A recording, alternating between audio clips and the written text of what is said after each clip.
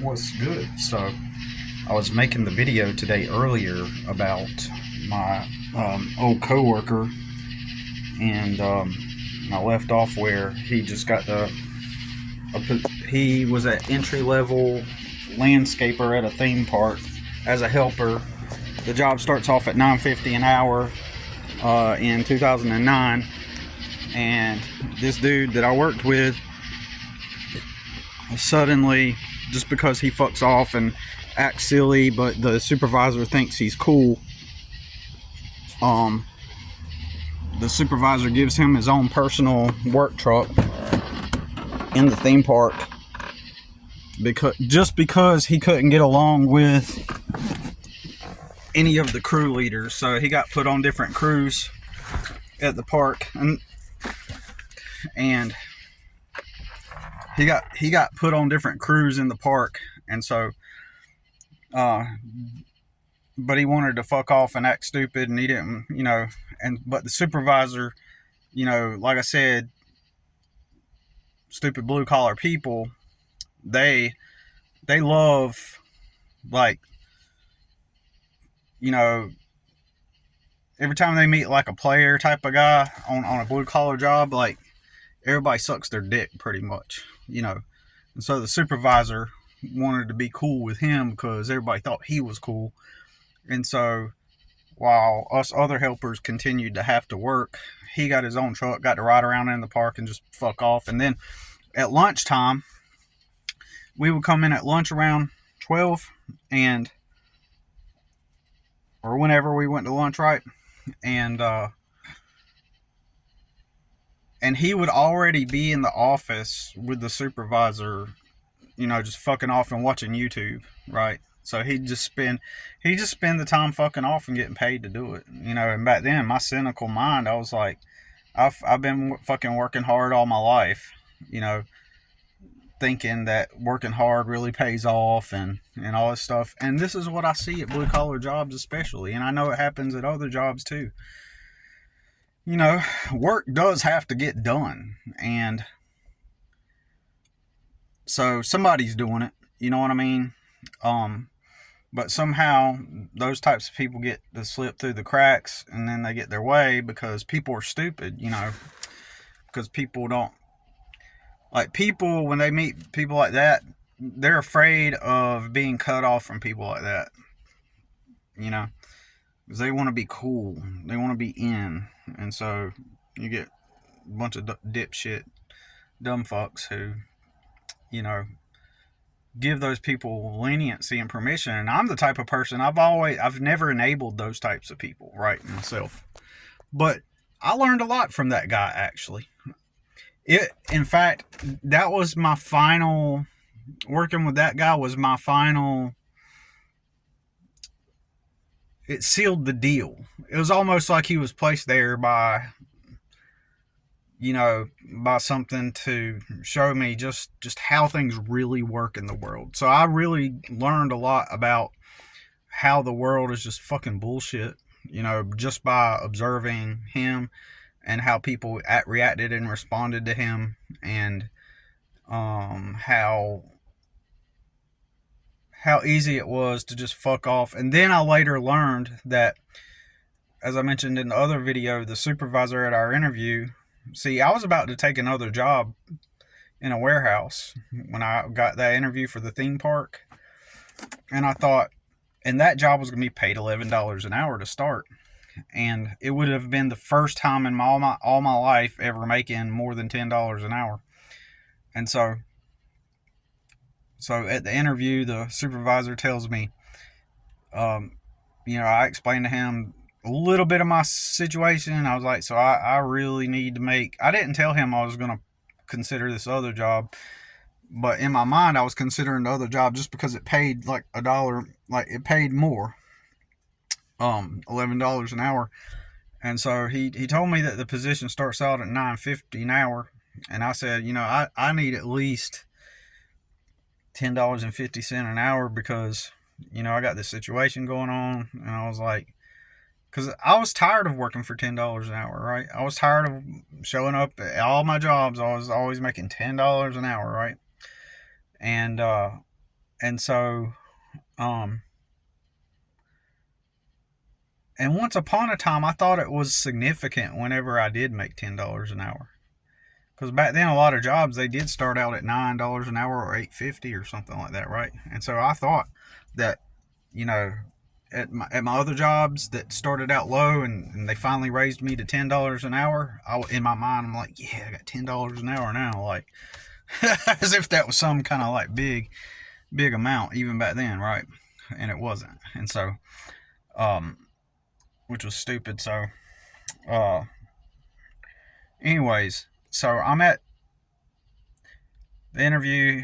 He said, yeah, we'll start you off at 10.50 an hour, and I'm thinking, good, I was like, I'm thinking to myself, well, I was like, at least it's not, I might be taking a 50 cent cut than what the warehouse would offer me, from what the warehouse would offer me, but at least I'll be outdoors, is what I was thinking. At least I'll be outdoors and get some sunshine, not be in a stuffy warehouse. I probably will do better here, and then maybe try to get a raise or something down the road. And well, when I got my first paycheck, the check reflected that I made $9.50 an hour.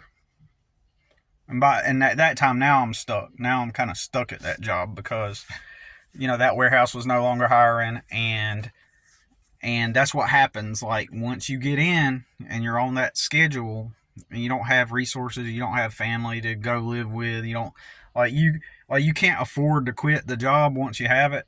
And that was where I found myself. Like, I practically was forced to work that job because now I've got this job. Before that, I had all the free time I wanted to. I had the free time, sort of, to have a full-time job looking for jobs. And I did live with my mom back then, right? And that's when I was first going through the court stuff. No, actually, I did not. I did not live with my mom back then. I did not. I was still with my son's mom, and or we had just split, something like that, and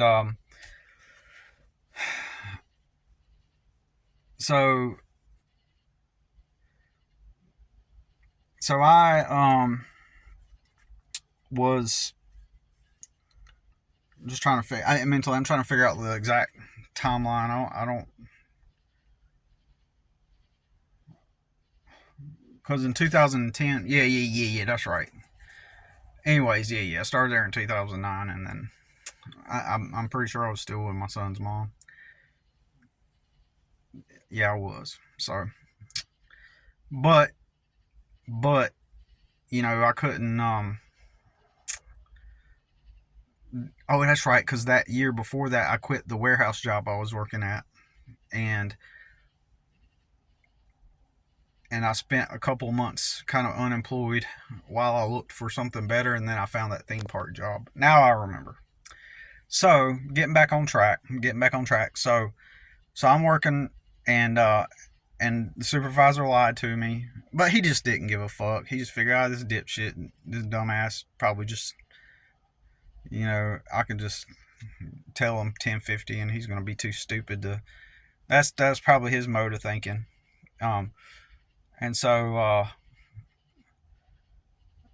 now I got 9.50. So he basically lied to me, and just led me on to believe that I was going to get that amount. And so now I'm stuck at this job because I had to have the income at that point. And so now my only options were to look for another job after 2:30 when I get off. Well, you know what? I had to work part-time. So when I got off, I had to work part-time. It's so stupid. When you were poor, like I was, like back then, like you don't just go have the freedom to just look for something that pays better. And if you do, it's like you're playing a slot machine of which job is going to actually pay, right? Um, you know, basically, practically, you just don't find that type of job, right? When you don't have access to things, right? So then I found out that the dude that I've been talking about here, he got hired on after me as a helper, just like me. He ended up getting paid $10.50 an hour. He actually got paid $10.50 an hour. So, and then that supervisor, like a moron, he was had his mower running, and he chopped off all of his fingers one weekend. Had to get them all sewn back on. I didn't feel bad at all. Didn't feel bad at all about that shit. Anyways, besides the point. Might call me a jerk or an ass, but bad things always happen to people that do me wrong. Like, it really does. Without getting into all that, I always observe something bad happening to somebody that does me like not so great. And so, anyways, the so I worked there for for the season, and all the way into December that year. By now it's 2010. I started in 2009. I should say that all this went down with the guy that I'm talking about. That happened in 2010 when he showed up there, right? So that was in 2010, and and I played pretty gray rock at that job. I did not know about being gray rock necessarily, but I just naturally did it, right? Tried to like avoid conversation, pretend like I didn't know shit, kind of act kind of ignorant. Because when you're a poor person like me with no safety net, no power over anything, and you go into a job, like everybody has power over you. Like the world has power and dominion over you, right? And so you have to be aware of that reality that. And if you don't have power, people will exert their power over you if they find out that you are in a weak position, right? But at the same time, it's inevitable for people to find out what your situation is. You can't hide it no matter what. You can say none of your business and all that stuff, and being silent about it all will just backfire on you. It will work not in your favor. People at your job need to know a little bit of something, because if they don't, and you just don't tell them nothing, then they start to cast assumptions on you. Then you become weird, and then that makes your whole job experience worse when you're working for other people.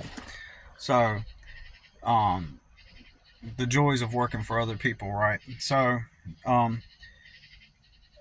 one time I tried to be open-minded. I've always tried to be open-minded. Like, I really didn't like the dude, but I also tried to learn from him, like, because I seen that he cut through the bullshit, right? He cut through all the bullshit just by being, immature, and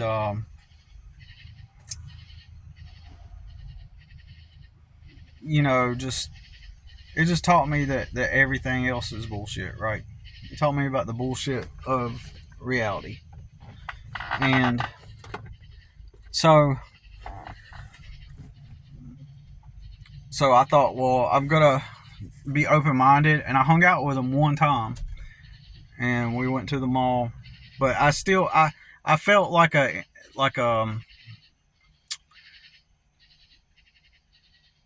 energy. Obviously he was immature and stuff, and so he still needed to resolve things internally himself. And he was technically homeless himself, just like me. And he eventually rented a room from a guy that worked with us. And he was kind of in a stuck situation. The only difference between him and me, he's never going to do without, because he can exert himself onto people, right? If he wanted to. So he could exert himself onto people. He could, if he wanted to manipulate circumstances, he could find a girl to go live with, and possibly, and I think that's what he did for some time. He ended up meeting a girl and living with her and stuff. In my opinion, the girls he chose were not good looking. Like, take that back. I haven't seen the girls he went out with, but he says he's been with attractive girls, and I believe it. But I thought it was kind of weird that the girl he chose to hit on at the theme park wasn't an attractive girl.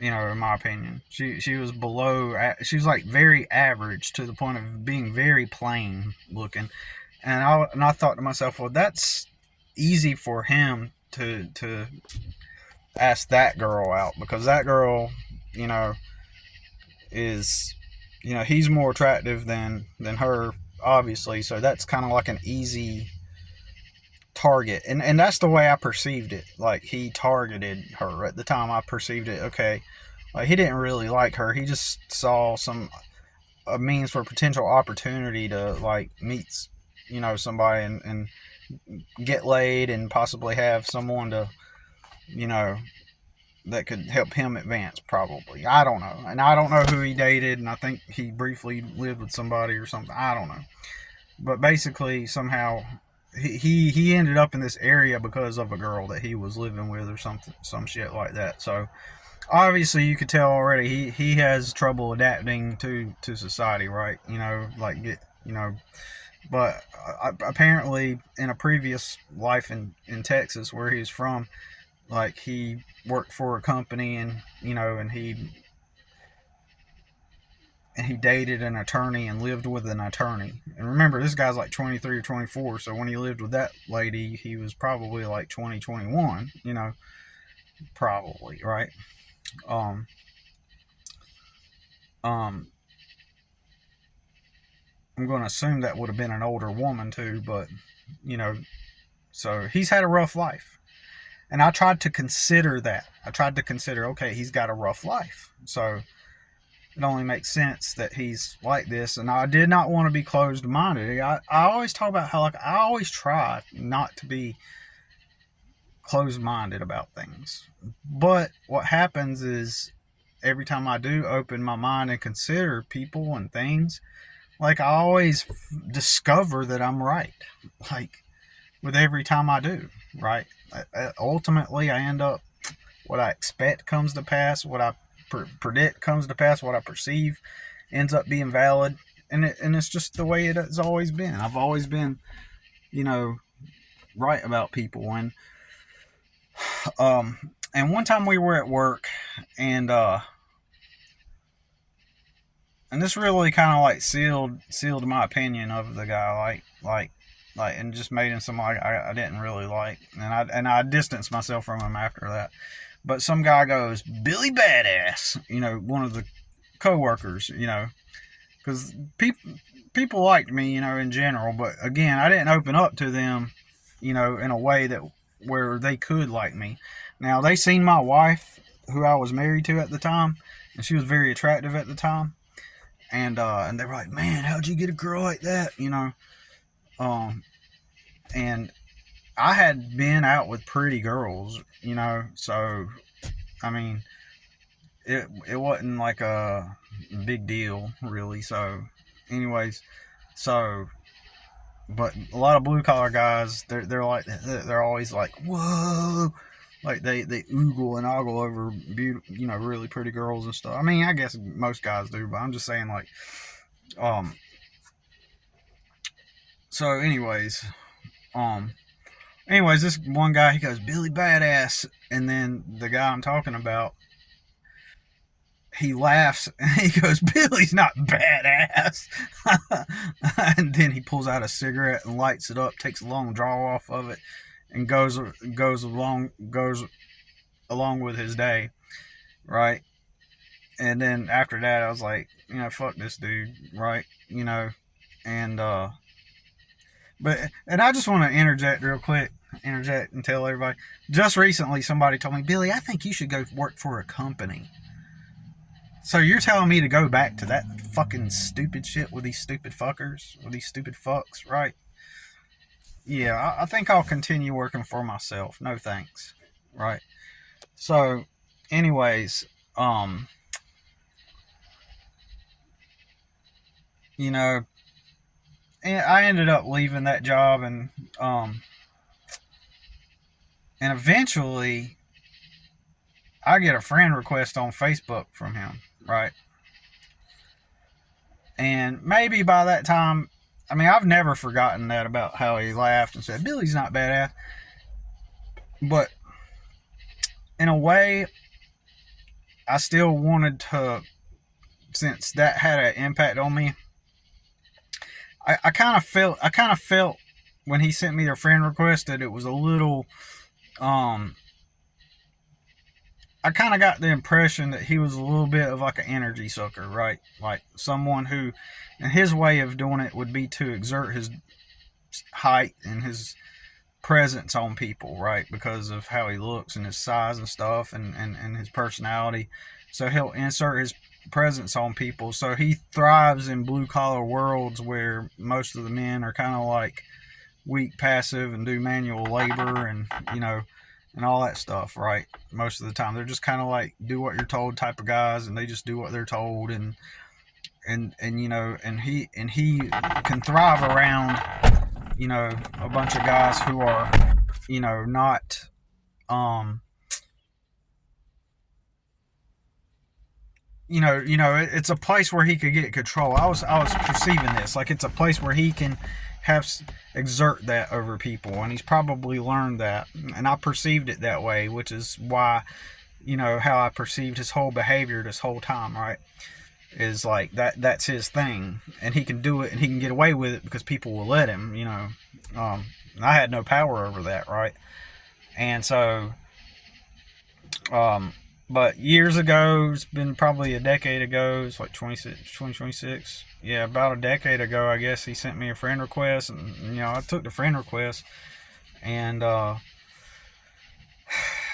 debated on whether to do it or not. But then I thought, I'm gonna see what I can learn from this guy, kind of like about the bullshit of the real world, because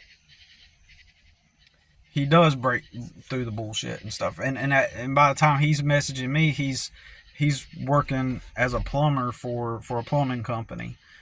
And in my mind, I'm thinking he's probably just doing the same old shtick that he did at the theme park. But at the same time, I thought, but at a company like that, it's different than the theme park, because at the theme park, we can fuck around a lot. If my crew leader wanted to mow for like 30 minutes, and we got an hour left before lunch, he'd just park the truck and we just sit there for an hour, right?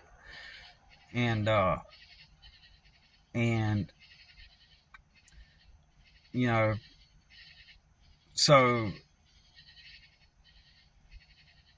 yeah, so that's kind of way it was, kind of a slow, drug out job. Now, the weird thing about my crew leader, I'll talk about this real quick. I really distanced myself from him cognitively as much as possible, but you're kind of forced to talk to people, and it's inevitable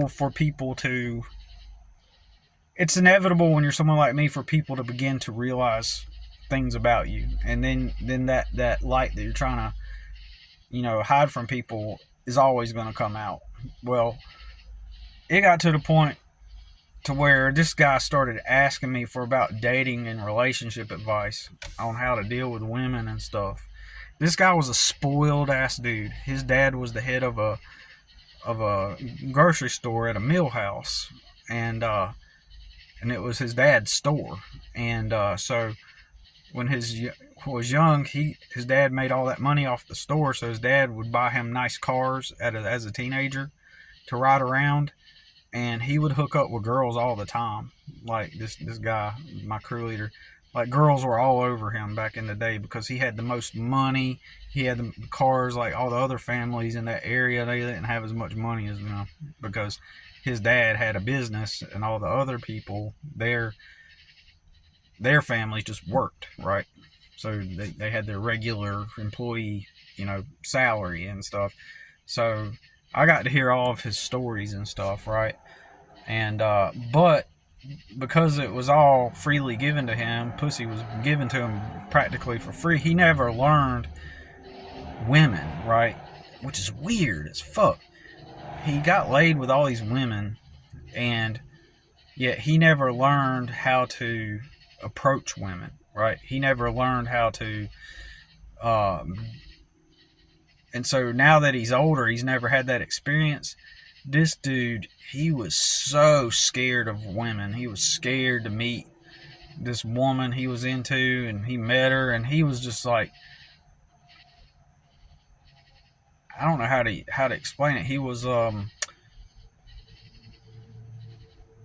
like, he was shaking, and he would tell me this too. The story, like, he met this woman, introduced introduced her to him, and he said he got to talking to her, and then, like, and he was like nervous. He was like, man, my hands were shaking.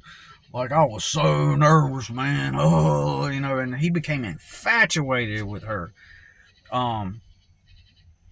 Because now he's older, right? And he doesn't get women like that naturally anymore because he doesn't have anything to flex. Because he's just a crew leader at a theme park. He has no money. He don't have any money. He doesn't have things or money. He's got a house. And he's done landscaping all of his life.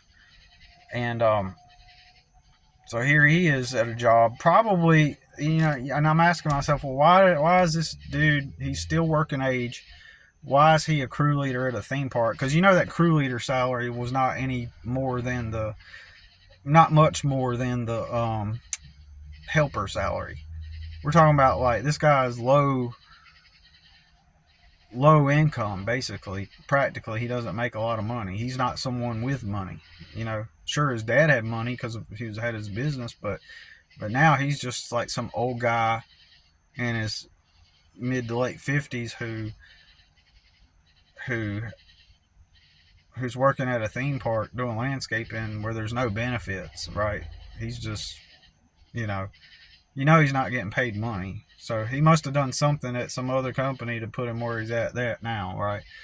But anyways, and so that was my crew leader, and so I became his counselor. It's like I went to work every day to teach him how to deal with his relationships. I was getting paid 2 jobs to be a landscaper and to teach him about relationships, man. And I'd give him advice. He'd be like following my advice, and it would work. Because one of the rare moments that somebody gets to talk to me and I tell them what to do, they do it and it works. It's one of those rare opportunities for people to have. And, because I can see people where they're at in life, and I can tell them exactly what to do with their life, and it would work if they would do it. And the few rare moments that people have done stuff that I've recommended or said and how to do it, they do it. Oh, amazingly, it works out, And I've always said most people can do things that I can't because of their socioeconomic position and where they're at in life, right? I mean, that guy was in a better position in life than me, but we're talking about relationships and stuff and women, and so I gave him the advice. He followed it. And I mean, ultimately she ended up, like, I think dumping him or something, but when he did take my advice for whatever, I don't remember, it worked, Insane. Even then, and I'm like 29 then, I still don't even, in my opinion, I still didn't have enough experience but I just know stuff at a deep level. Even then, I was able to impart advice. But anyways, so the dude from my job, getting back to him, he was always, so he's on my Facebook now, but I still want to keep my distance. And I always thought about, like, why should I have done that? Maybe I shouldn't have done that. It just didn't make sense. But over the years, like, I always talk about working for yourself and, and being my own boss and not working for other people and stuff. And I kind of felt like he low key was just like a bit parasitic, like, to some extent, a little bit parasitic, energetically, and why are you, like, the way I see jobs is, like, when I leave a job, I don't want to be in touch with anybody from my old jobs. I never liked where I worked, I never liked where I worked, so I don't want to be reminded of the different jobs I went to. So But you know, all the guys from my old job started sending me friend requests and stuff. And I don't remember if I connected with how I connect. It seems like somebody else had sent me a friend request on Facebook. Somebody else from that company. And then he found me through them or something. But I mean, the guys there were cool. I will keep that real. Like those guys that I worked with, they were pretty decent fellas. Like, in fact, when I got to that theme park, it was finally the first time that I had been around a bunch of blue collar guys that were actually pretty cool to be around. So except for this one guy, right? I didn't think he was all that good of a person. And so he started to occasionally, like, I don't remember how it went. Occasionally, I guess he would message me or something, or I don't remember why I would message him. I don't know who messaged who first. Then he would comment on my posts and stuff. But I still kind of got this vibe that potentially probably he, like, we never formed a relationship, right? So why are you sending me requests if we didn't, like, form a relationship? Or it's almost, I feel like him inserting himself, that he finds blue collar environments, he finds men and people that he perceives that will, kind of submit to that aura that he presents out. That's how I felt, that his vibe was just that, right? And I figure he might be trying to do that with me, sort of, even before he even did anything, right, or said anything. So as the years pass, eventually he ends up quitting his good plumbing job to start a business. And then he told me, eventually at some point, he told me that my posts and the things I talked about was in part the reason why he started working for himself, right? And since, like, I don't know, part of me thinks to himself, like, because I'm familiar with narcissists, right? So what do narcissists do? They're in competition with everybody else. So I kind of perceived that possibly is possible that he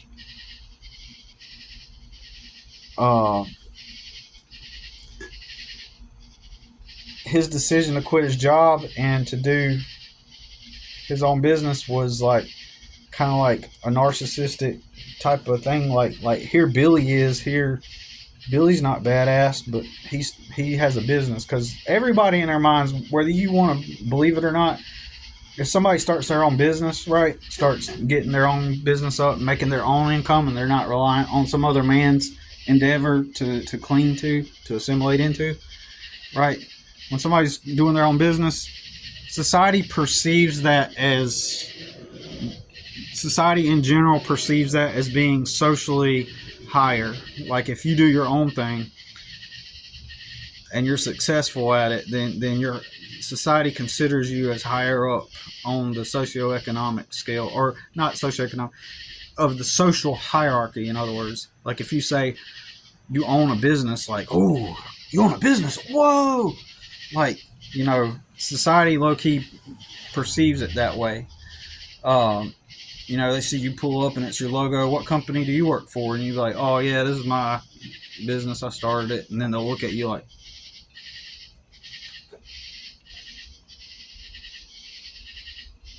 it's some grand thing,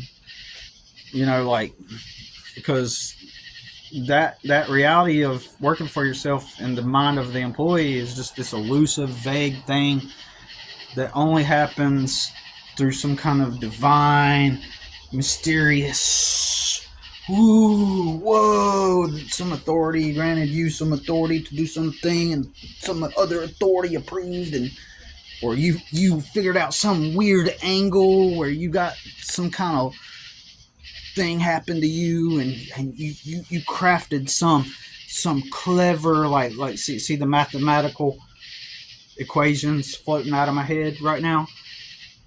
Can you see them mentally? Like, can you see the mathematical? Oh, wow, you started a business. Like, most people just don't realize how it really is. They think it's some big, deep thing. And so when you say you started your own business, got your own customers, they're like, you know, and that's why some employees feel threatened by you starting your own business, and other people in your life, they feel threatened by that because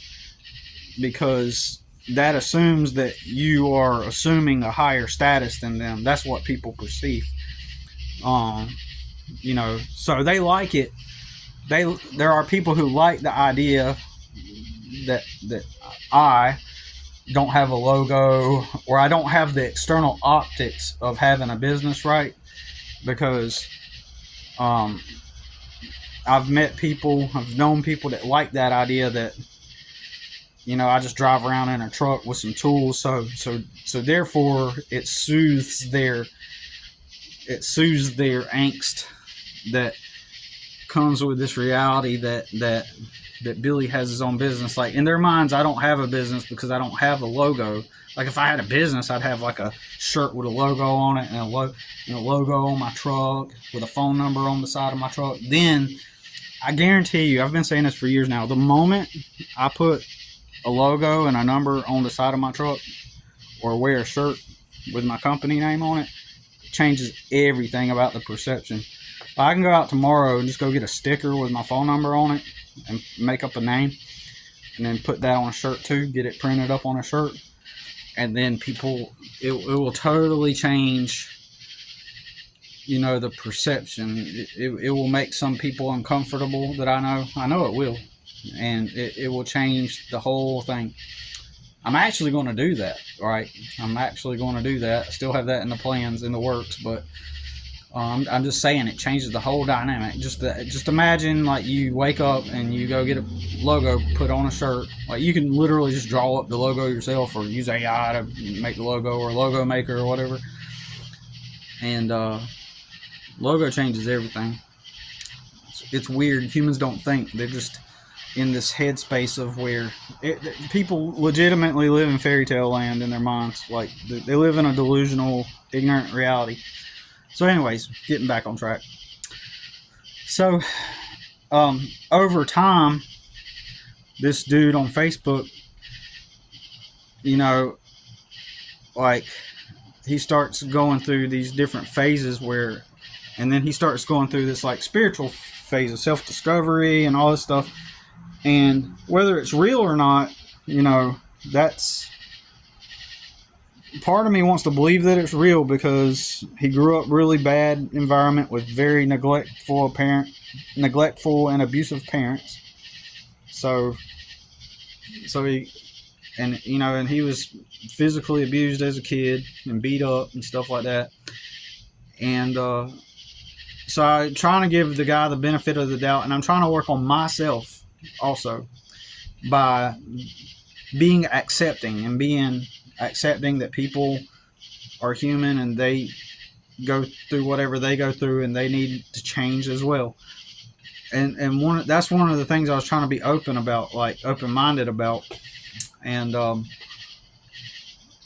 so he apparently went through this change and stuff, but I kind of feel still that low-key, you know, him starting a business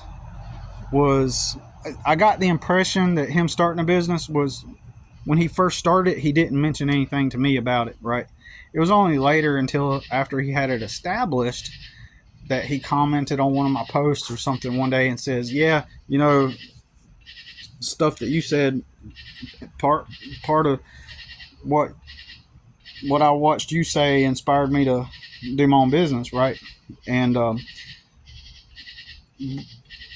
not that I was asking for credit or attribution or anything like that. That's not my point. And he's not the only person that I inspired to start a business. I know somebody who started a business and has corporate accounts now because of me encouraging it. My sister started a part-time cleaning business because of me encouraging her to do it. And so there's other people that I know that I've encouraged them to start businesses, right? So So I'm not seeking attribution. That's not my point. And he did kind of admit it, but I still kind of feel that there was some. I felt that possibly there was some narcissism there to where he wanted to one up me, like because people see me and they view me as the way lowly, and so they think that, you know, they're in some kind of internal competition. It's like, well, man, that lowly Billy can do it, then, you know, I kind of sensed that. And he eventually quit his job and started his own business, and in my mind, let me put it this way, I wondered if, before he mentioned that I inspired him, I wondered if he started his own business because, you know, you deal with people with a narcissistic tendency and they're in competition with you, right? And I spout out truths about reality and stuff like that. And so, you know, and he wants to be the alpha male over all these lowly blue-collar people he gets in touch with through different, you know, means. You know, I'm not saying that that's what he did. I'm just saying I perceive that as a possibility. So I have kept my distance from him. I know for a fact, just in case that's the case. That's what I'm saying. That's what I'm really trying to say. But I'm going to read off this post. I've already shared some screenshots. But recently, you know, that lady was telling me that I could go get a job at oh, you should go work at a company. Like, I am the company. What are you talking about? So, anyways, you know, and then last week I've had some issues. Last week with sleep. I had some issues with sleep. I had some issues with potential sleep apnea and hypertension or high blood pressure. And I've been working on it. I'm getting better. It feels better than it did. But I really struggled with sleep. And then for several days last week, one night I did a full 24-hour period with no sleep. Or that night I couldn't go to sleep that night. And so instead of trying to go to sleep, finally at 5 a.m. I just got up and made a cup of coffee and started my day, basically. And I go through that about once a year where I go through that thing where I won't sleep. It just happens in cycles. I can go into why. I got an opinion on why that happens once a year. But that's for another time. But so check it out. So I'm stressed, and then got this lady telling me that, like, you know, you need to work for a company, and I still get annoyed by people, okay? And but so I wrote a post and I said, being annoyed with people in general is totally different than caring about what people think. Is there anybody out there that gets that? Anyone? So in that moment, I'm just like a little cynical, right? And then so he chimes in, the dude. Remember, Billy's not badass, right? He chimes in and says, patterns show that you're trying to convince yourself you don't care. Okay, so I kind of got this impression, an imposing energy from him multiple times over the years, that he's posturing and positioning himself as a quote-unquote friend, but more like a mentor, more like someone that sees my flaws, and he's going to give me the remedy because he has the wisdom. You know, that's the approach. It's different if it comes from a friend, someone that you have built that kind of rapport with. But even then, I hardly, you notice I don't try to tell people any advice. But everybody else is telling me what they think, giving me advice, or stating things in a way where even if it's not direct advice, it's sort of like a indirect, like, if you would just do this, like they want me to think something. And it's just another form of, like, in my opinion, energy suck. It's people imposing psychologically. They're trying It's just like the Christian guy I always talk about. Like, he wanted me to turn to Jesus, so he started helping me out with things, with like giving me jobs around his house to do, and then he bought me a blower. He helped me with like my rent deposit. Of course, I had to pay him back, but he was helping with these things. And eventually, he even told me, he's like, "Yeah, I was just the whole reason why I'm doing this is because I wanted to show you that God sent me to help you."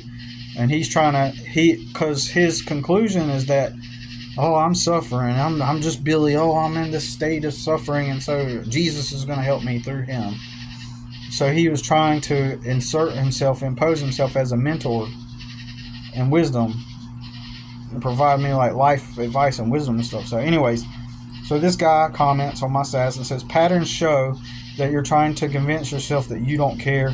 I do believe that you seek validation in your identity with struggle, and I believe that you're infuriated that people exist at an easier from your perspective capacity without acknowledging that you haven't had the same advantages. I believe you've chained yourself to struggle and made it to such a part of your identity that success would either evade you or you would perceive it as selling out. First of all, I have been, what do you mean evading success? I have been improving. That's the thing. My life has been improving. So this is him. He hasn't built a rapport with me to a place, like, who are you to tell me this? You have not built that kind of rapport with me to comment to me that kind of thing, because you have not built any kind of mutual rapport with me. Maybe in your own mind you think, and I think this feels imposing. This feels imposing on me, because I never let him be like a mentor in my life. And there might have been a few times I've asked him questions about his opinion on stuff, but within context, I still never gave I've never said, this is someone I look to for advice or something. Neither do I see his life and the way he lives it as a life that I would want to emulate. If I see your life as a life I would want to emulate, I'm going to come to you first, probably. I'm probably going to come to you first. If you're not living the life that I want, or you're not on a similar path or trajectory I'm on, I'm not going to ask you stuff. So I reply, I don't believe that. I don't agree. The peculiar reality is I feel whole, content within. And that's facts, man. I feel that way.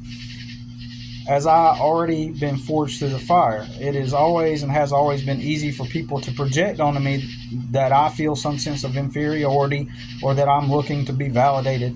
Objectively, any struggles I've been through have been external ones. As far as over the past 15 years, basically, not internal. I have dealt, actually, I take that back, I have dealt with myself. These challenges have built me up to become a strong person who is sure within himself, right?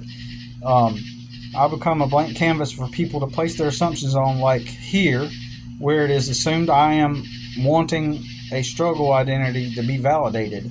Looking beyond all the inaccurate assumptions that I have this deep underlying pain or need that is emotional and driven from some sort of inferiority complex, it is as simple as I'm constantly dealing with situations where I'm annoyed by people. My life has and continues to improve, even though there has been a recent plateau. I'm aware of that. Even then, relative to everything else and previous hurdles and obstacles to get past, it still has been improvement. So I'm knocking down his statement that, success would evade you. Like, it can't, economically. If we move past all the assumptions that Billy has all these unresolved issues and look at the external, the facts, the real, not practical physical reality, I have been beyond resolving any major internal issues for years. I've been beyond that for years.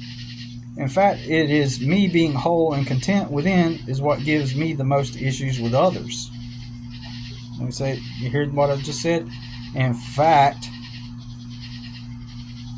it is me being whole and content within that is what gives me the most issues with others.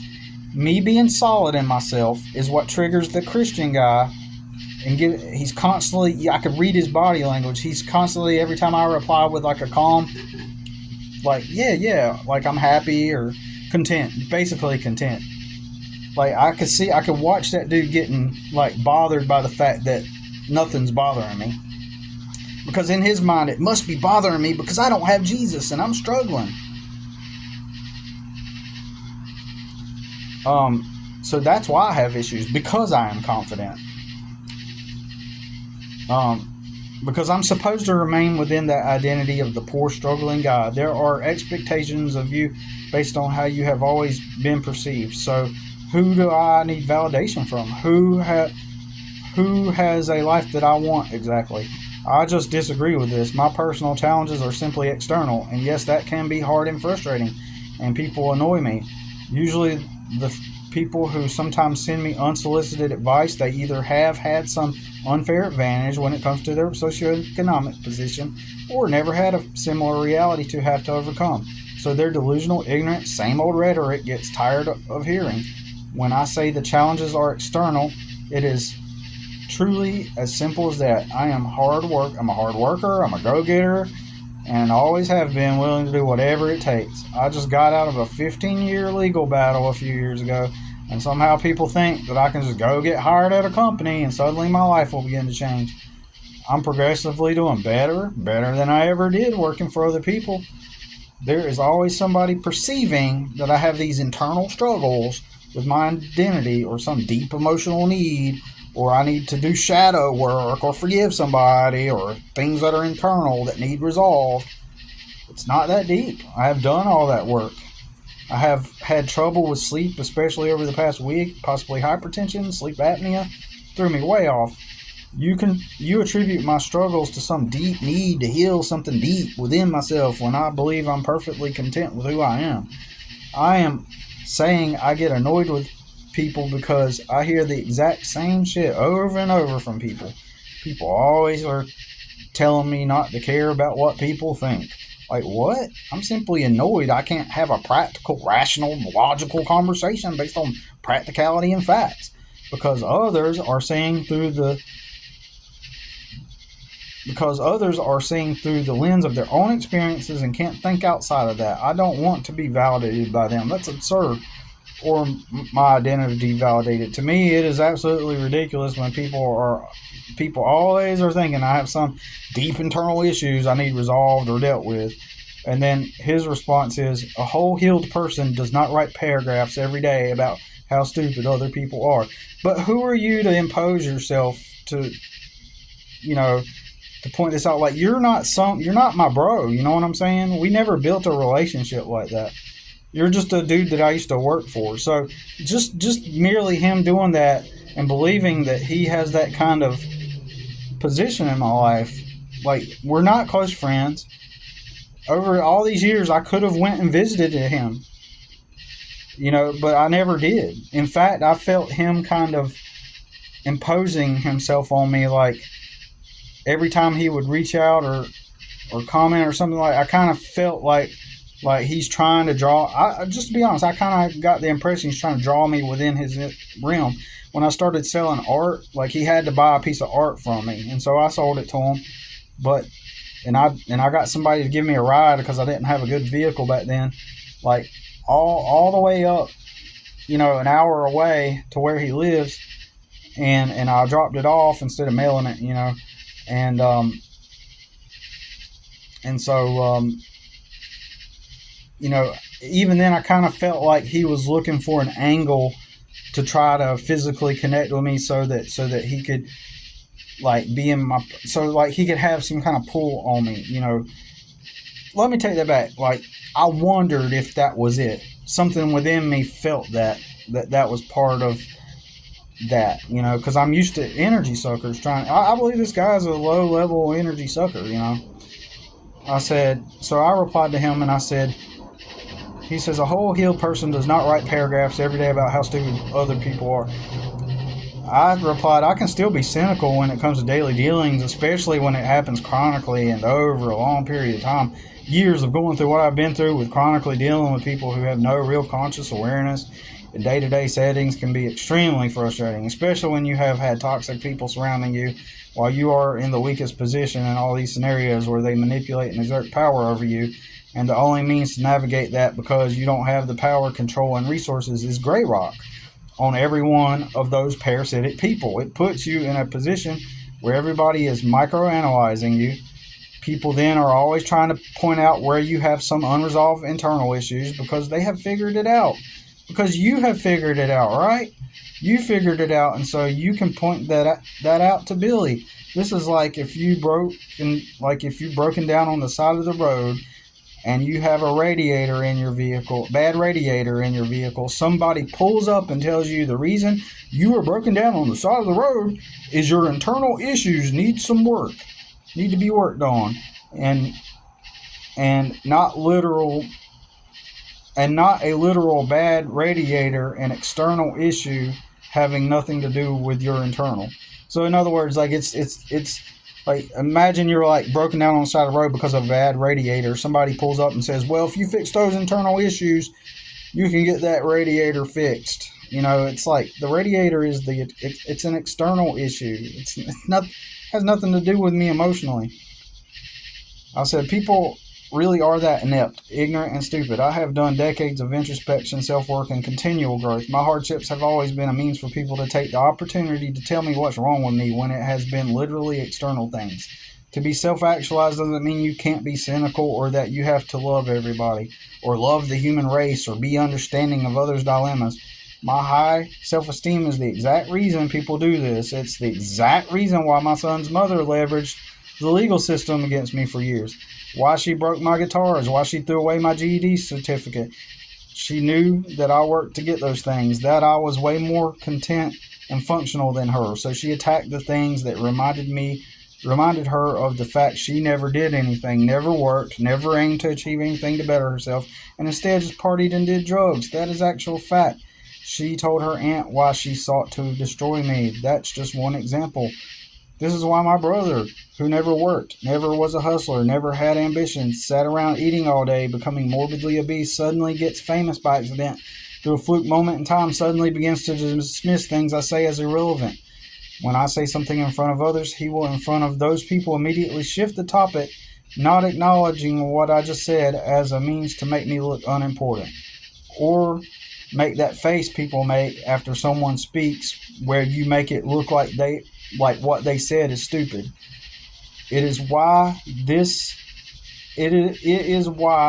with his new found fame, he began posturing and reframing his position in the family as the higher and most dominant male, despite him in reality being a pussy. It is why he attempted to set me up to get in a fight with this other guy. It is why he made a threat on my life. He always knew I was always working and had actual ambition and actual work ethic, could get a girl, and that I had dreams and plans. In comparison, he was a worthless slob who flipped a few cars here and there, and literally blew the money on food as he lived couch to couch living off people. The contrast is clear. So when he randomly becomes famous one day out of nowhere, he needed to flip the script due to his internal unresolved issues. He knew I was in a weaker position at that point.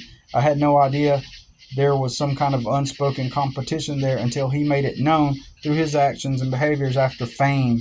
And suddenly he had power, and he loves to brag about how he can use his fame to get one on others. He's literally told me. These are two examples of being surrounded and outnumbered by people who have more power than you. When you are at the bottom, you are surrounded by, and your only connections are to people who have some kind of internal compulsion or deep need to control, harm, or manipulate, or get a narcissistic fix from you, especially if you demonstrate signs of self-assurance, confidence, and being well-rounded. At the other end of that spectrum are people looking to gain some type of sense of power by being someone who helps you. The Christian man who sees you're down bad and has concluded you have unresolved issues. So he will help you, but there is an unspoken contract. He wants to persuade you to turn to Jesus so he can help you out with a few breadcrumbs. And when that psychological power play / dynamic does not render the results of you converting, then suddenly you are no longer important. You are no longer a friend, not even a personal acquaintance. You feel just fine with yourself and would like to engage with him, human to human, people just helping one another out. You help him, he helps you, and you may form a bond of friendship. But no, that's not the way it's going to go. He just knows you got some unresolved issue that only Jesus can heal, which is why you struggle economically. But when you exude self-assurance, calmness, and lack of desperation, then it creates within him cognitive dissonance when you claim you aren't interested in conversion. A silent, unspoken conflict occurs. You feel his pull of desperation to reinforce his identity and his beliefs that just knows Billy has internal unresolved issues only Jesus can fix. Finally, he confesses that he only helped you because he believes God sent him on my path to show me that Jesus can heal all my internal issues. That when I accept Jesus, all those will go away, then that will lead to economic stability. In reality, the reality of it, I'm just fine. I simply need to make the right amount of money to fight off my legal issues, external, and to get a place to live, external. Everybody has it all figured out, but Billy doesn't. So let us point out where his flaws are and his internal issues. And also, if Billy were to just return to a warehouse or landscaping or construction company, all his economic woes will change. If he enters into an environment where he has no power and control, where people have the control and power over him and just puts his head down and follows his team leader, then Billy can make something of himself. Get him a little apartment. Just keep your shoulders low and head high, Billy. Do what you're told and just be happy. It's truly fucking insane, ignorant, and of course I'm going to get frustrated with people along the way, especially when you are fully aware of how you are perceived, knowing people all around you either want to take your energy, give you unsolicited advice, tell you what's wrong with you, or whatever else. Like I said, I become a blank slate for people to put whatever they want on, and they are far off. What's going to happen is as I continue forward, I will get moments of luck. Then I'll live a content life, normal, and people won't be able to say anything. And maybe I'll have enough money, resources, and means of protection to stop anyone who may be bothered or triggered by my confidence and self-assurance. And even then, people will say, oh, I'm coping to try to pry into my psychology and figure out what's wrong with and even then people will say, oh, I'm coping, or try to pry into my psychology and figure out what's wrong with me. Someday, if I ever own something nice, it will be, well, Billy must be trying to prove himself. At that point, though, the difference is they won't be able to attack me or have any power or means to cause me harm. Regardless of whether or not you are actually confident, self-actualized, or comfortable in your own skin, there are always going to be people. And most people actually are inept, ignorant, stupid, with many of them trying to take from you energetically or do something that validates their identity to get a power pull over you, and that is a highly annoying reality. So his reply, again, imposing. I just wish you could see you literally fighting yourself in the contradictions in those paragraphs. I've seen the light in your eye. See, that's just bullshit right there. Nothing I said contradicts anything I say, right? In those paragraphs, right? Nothing that I have said in those paragraphs contradict anything that I've stated. And if you think that, then you're cherry picking and trying to reframe things. Or the only other thing I could think of is you need more context and details, because nothing in those. See, this is him. He's, asserting a position, in other words, over me to try to give me, this. Let me just continue. I've seen the light in your eyes. Okay, let me start over. His reply is, I just wish you could see you literally fighting yourself in the contradictions in those paragraphs. So stupid. I've seen the light in your eyes, warmth in your smile, and soul that you protect. I also see when there's no battle to fight your shadow, your armor that was at at one tone and necessary survival mechanisms, creates one or relives old battles to remain relevant, to remain in the driver's seat. At points, it directly attacks your attempts to stifle it by convincing you that it should remain the primary operating system. I'm just trying to point out from my limited scope due to physical distance that what you're putting into the ether is much more nihilistic than your current daily experience. I'm sure that you observe internally within much more beauty than the negative observations that you exclaim externally. Either way, just saying what I observe because you're a person that I enjoy interacting with. See, I'm not going to let him get away with that, okay? Because he's still trying to exert a position as a wise person that's going to be there for me, like assuming a position that I have not accepted. I have not accepted. If I believe your philosophy and your beliefs are something that I want to gravitate towards and assimilate into or accept or whatever, I will let you know. But this imposing presence is just not, no.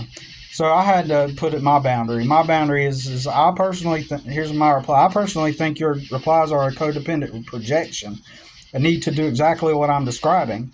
Your initial impression of me was a guy who was in a weak position, fresh into my legal battles as they were just getting started. I was in a weak position, so that is imprinted. My gray rock mode on that job creates a blank slate for people to assume things about me. Whatever those perceptions were, have the dominant imprint. And this is just another means of someone leveraging my perceived low or weak position in their eyes to exert some form of authority, because you are going to show me as the person. You are going to show up, you weak position in their eyes to exert some form of authority, because you are going to show as the person who sees my flaws and are going to point it out because you care. And if I can just see where I'm flawed, I can fix it. And then it will establish your position as some kind of mentor or source of deeper wisdom. And I'm not bought into it. So I told him I'm not bought into it. He said, if that's your perception, then I've completely misread your depth. It won't happen again. So that was an easy way out for him. And I don't care that he's wording it that way, because I think that he bowed out. But if you consider the full context of everything I've described in this video and the other video, and my relationship to that dude, like, he's never been someone that I seek guidance from or wisdom, or he's never, I have asked him questions about stuff, don't get me wrong, but it's always been like, and I've tried to hang out with him. I hung out with him live like before, like on a private DM, hung out with him live, on video chat, and it kind of started to bother me, really, because it was a Saturday night and he saw it as a top opportunity to like shoot the shit and include alcohol and cigarettes for him. Like, he's gonna, oh man, this is the time to hang out with an old work buddy and let me get some alcohol and some cigarettes, because it's just not my lifestyle. You know what I'm saying? I didn't feel. I've never felt like I've always felt an imposing presence coming from him, is my main point. And I've felt him in the past also in previous replies on posts that felt like he's trying to impose some kind of position of like someone who's older and has wisdom, and I'm older than him, again. And I've never felt comfortable with that. But anyways, I'm going to go ahead and stop this video, and I'll give it a listen tomorrow. And who knows, I might make a third part. But just imagine if I didn't have all these people just assume that. Imagine instead people seeing the actual good parts. Imagine people chose to see that I beat the legal battles. I fought 2 of them at once. I beat them. I acquired a bunch of customers. I've done landscaping jobs. I've been hired by people to transform their yards. I continue to acquire new customers. I got a better truck. You know, it's continual slow growth, but people ignore all the wins. People ignore all the positives, and then instead their focus is on, well, where's Billy flawed at? And that's the problem with people. That's what I'm talking about. My whole problem with dealing with people all the time, it's just always people assuming and imposing. And it's like, instead of, and then they want to quote unquote help or impart their wisdom. If you live a life that I want, then I'll ask you for some advice. But if not, don't indirectly or directly come at me with some kind of like presence. I'm not following your lead. I'm not following. If I follow your philosophy, then, or your beliefs, or your presence, then, and it's not going to be. You got to build a rapport with me first. If I ever give somebody wisdom, that's because my own wisdom. That's because I feel that person is not setting a boundary, and that they are open to my wisdom before I chime in with some because people do that because they're trying to exert in a position of authority, like him trying to exert like this role in my life as some kind of mentor, and that's just not who he is. If you got something that I can learn from, I'll ask you. So anyways, that's all I got to say about it for now. We'll see y'all.